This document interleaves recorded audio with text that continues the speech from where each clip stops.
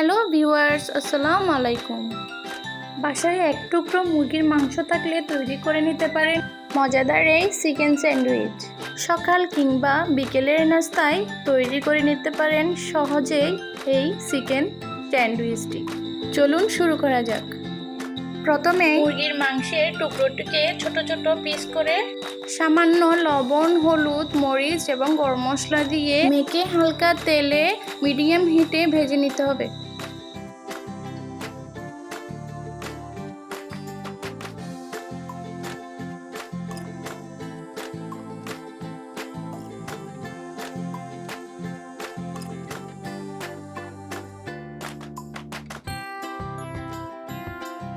ভেজে নেওয়া হয়ে গেলে একটি বড় বাটিতে চিকেনের পিসগুলোকে নিয়ে অল্প ধনেপাতা, অল্প শসা কুচি, হাফ চা চামচ গোলমরিচ গুঁড়ো, 4 চা চামচ মেয়োনিজ।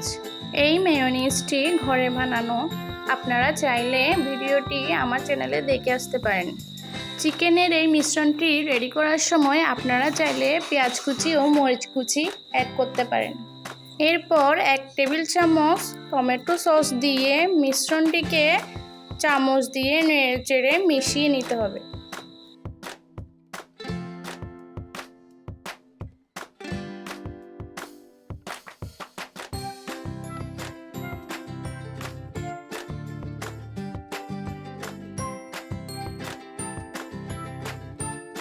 মেশানো হয়ে গেলে আমি এখানে 6 পিস পাউরুটি নিয়েছি। পাউরুটির সাইডের অংশগুলো কেটে নিতে হবে এবং মিশ্রণটি এক এক করে প্রতিটি পিসের উপর চামচ দিয়ে দিতে হবে।